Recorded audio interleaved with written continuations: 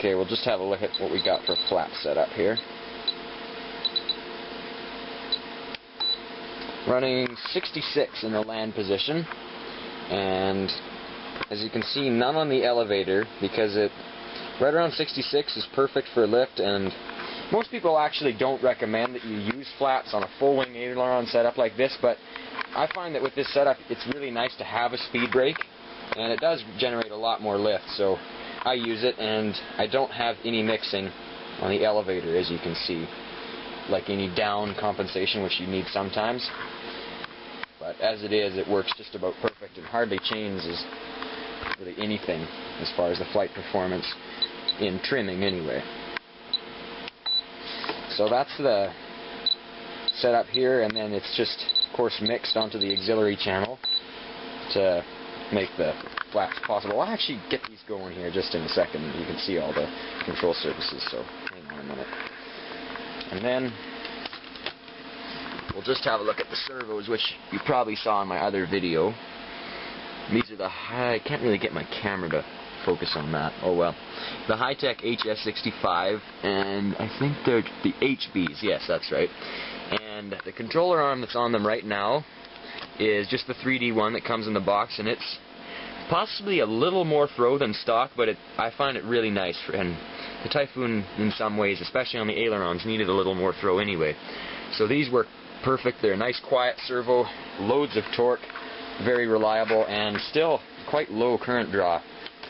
So they're about perfect. They're actually slightly smaller than the stock servo, but they're easy to install, and no extensions or anything is needed at all, just as long as you have your receiver mount where it used to be. And if you're using a Y harness, then you're not going to need the extensions, and that fits about perfect. But if you want to mix it for flaps like this, then you just need little JR or whatever brand 3-inch extensions for both aileron halves.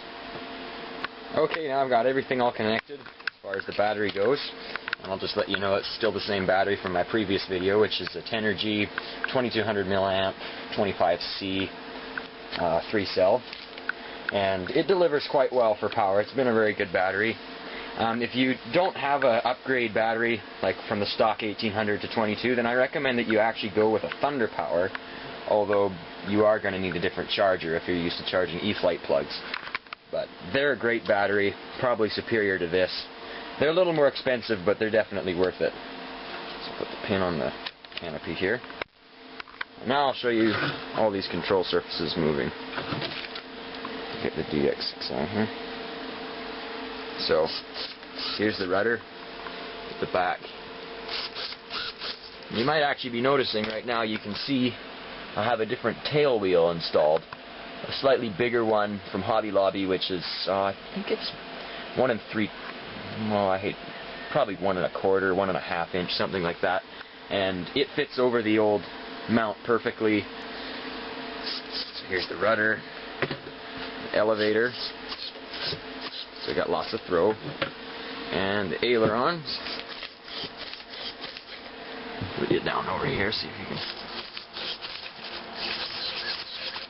Those. And now if we flip the switch for flaps,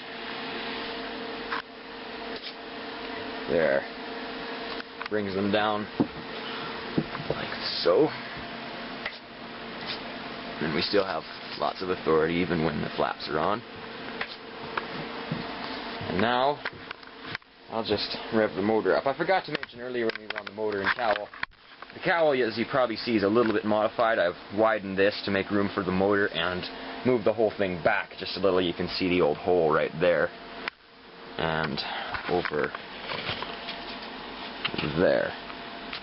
So it's just moved the whole thing back a little by drilling new holes.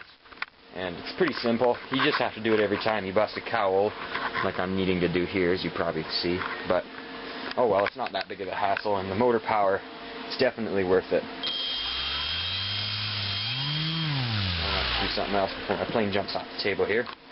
So, hang on a second, I'm going to rev this right up. Well, now I've got the plane secured at the tail here. I'll just rev this motor up so you can hear what it sounds like.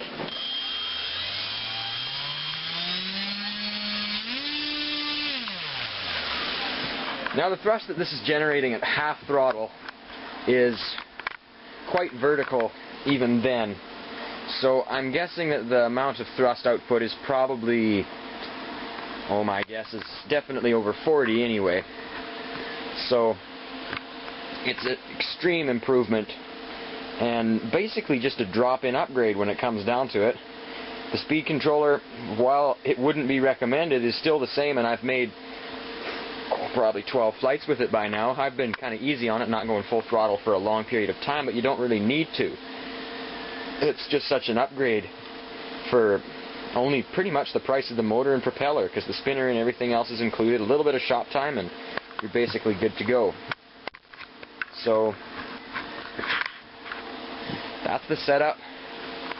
All the things that you saw in the video are as I just showed you. I do believe I'll end this. So, thanks everybody for watching, and I'll let you know if I have any problems in the future with the speed controller and what would be an upgrade from there.